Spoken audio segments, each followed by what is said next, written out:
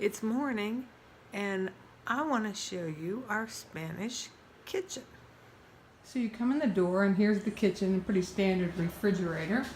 I do like this little feature where they have a rack for drinks, and this particular freezer has drawers to pull out, 3 different drawers. I like that. Of course, that little narrow drawer is a pain that we use. Here's some standard drawers, little espresso maker. And here's the vent over the stove, and range top. Little drawer at the bottom for like cookie sheets and whatnot. But look how streamlined this kitchen is. I mean, do you see the rest of the appliances? I'll show you where they are. Right here is the hidden dishwasher. Under here is just an under sink trash can kind of stuff. And right here is a washing machine that also dries. After you wash the clothes, you set it on a different setting and it dries them. And up here is the whole hot water tank configuration where it makes hot water on demand. We took long showers last night and never ran out of hot water. And I know that tank's not as big as ours. And of course a place for glasses and the microwave. But I just thought it's neat how smart and compact and streamlined and clean it is. And yet it's not really expensive materials. Let me show you one other thing they do. They're pretty energy conscious. We go into the bathroom. Almost all these toilets have 2 different buttons. You press this button for just a light flush through, which as far as I can tell does nothing. Or you press the double for larger items. So anyway, it's just kind of interesting how different people think things through. This place has a fan! Last night I had that fan, in my face all night long. It was awesome. Okay, so we tried to run the dryer and couldn't figure out how to run it. We thought the washing machine had a dryer in it, and it didn't. But then we found this rack, which I opened up, and it makes a clothesline. Pretty excited about this. It's better than have wet clothes draped all over the room. Not leaving. Okay, Stop it! so one of our biggest problems is we can't figure out how to lock and unlock Spanish doors. And we couldn't even figure out how to turn the lights on in the first place. I'm making a movie. In the first place, you had to put a code key in, or a room key in, turn lights on. And this one, we can't seem to manage the locks. Okay, so I gotta hang up with you guys because I gotta get Abby's key out the door. Stop it. Mom. I get you want to share this, but this is not... Okay, so in the process of trying to get this door unlocked, I managed to flag down one of the post-siesta drunk Spanish men to help us. And then he was in on getting the key stuck in the door. And we got the key out of the door, and he stuck the key back into the door.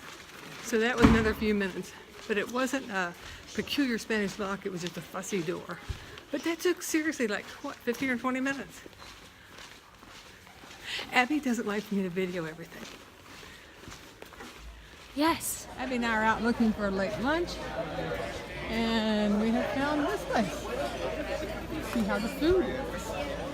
The difference between the Spanish ironwork, the New Orleans ironwork, and the Deep South ironwork on their gates. They're similar but different. So here's some more ironworks. And a little more different ones rather. But they are literally on every document going down the street. And then look at these that are the gray iron as opposed to the black. Pretty ornate. I'm going to make you guys look at just one more. There's a name for the shape of furniture that makes a bulge like that, and I can't think what it is. But there's just so much ironwork. And I'll also say that it's between 3 o'clock and 5 o'clock, and the streets are deserted. deserted because it's siesta time. And at 5 o'clock, you hear rattle, rattle, rattle. All the doors go up and the windows go open, and it's time to sell again. Not to be invasive here, but I see a lot of people out strolling or strolling. See the stroller during this time of the afternoon. We're going to try this again. Now we're going to try to get in. This has been quite an ordeal, the key today. Give it a second. You need to hold this. Okay. I have to hold the smoothie. This is a job so smoothie. Oh my gosh. We'll get back to you guys with this. Oh, we're in. Now the trick is we couldn't get the key out of the door.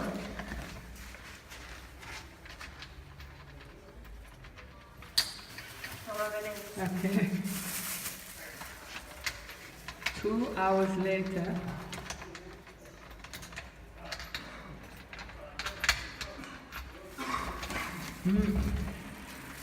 Okay, we'll get back to you. Now we're trying to get into the rest.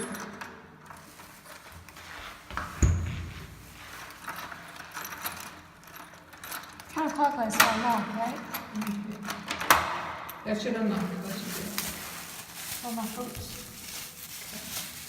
President, hold my crop. Hold my hoops. How boring can this video be? Oh, okay. So we'll get back to you. Sunday evening.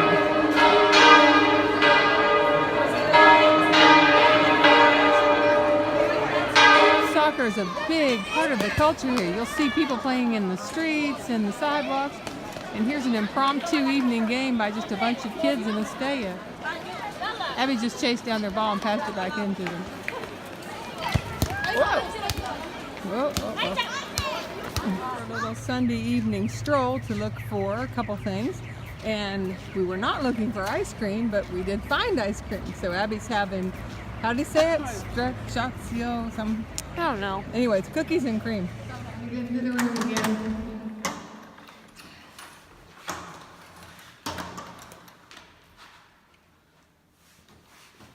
Turn it. I am. Okay, here, I'll do it. Here's a closing video for the day. I think we spent most of the day trying to get in and out the doors. I don't know what the deal was with those keys. We were so frustrated with the keys, we didn't even want to leave because we knew it was so hard to get back in. At one point, I just told Abby, you know, I could go out and get what we need. You can wait here, and then you can let me in, but it's 2 sets of doors, and that wouldn't work either. So the last time we went out, we just put a little rock in the door to the main complex and hoped that, you know, Jack the Ripper didn't slip in while we were, a few minutes while we were gone. This is a little story about how the trail provides. I had scratched my arm yesterday and got a little bit of blood on something, so we went looking for peroxide. And the pharmacies, like everything else, were only open from 5 until 8, except it's Sunday, and so none of the pharmacies were open. And we learned that that the pharmacies have this sort of co-op system where they will post on their window which of all the pharmacies, and they rotate, will stay open on any given Sunday. So we finally learned that. That took long enough, and when we found a posting to see which pharmacy would be open, we realized it was a pharmacy we had just come from not too long ago, and they weren't going to be open. So we couldn't get any peroxide, and this consumed a great part of the day, which included somehow buying ice cream while we were looking for peroxide, and we also bought bananas while we were looking for peroxide, and blah blah blah. Anyway, so we get back to the room, and we just decided to just give up on that and leave a nice note. Sorry, we got a little bit of blood on there. We were going to write a note on Scott towel because, of course, we didn't even have a piece of paper. And I noticed in the bathroom she had a little first aid kit, and I opened it up, and guess what's in there? She being this wonderful landlady, a bottle of peroxide. So the trail provides, we had the peroxide all along and didn't even know it. That sort of sounds like Wizard of Oz, where, anyway. So we are leaving Estella tomorrow. We were pretty worn out when we got here. I was. My hips were hurting. we've recovered pretty much, and we're going to keep on walking. So we'll send you guys a video just as soon as we can. Bye.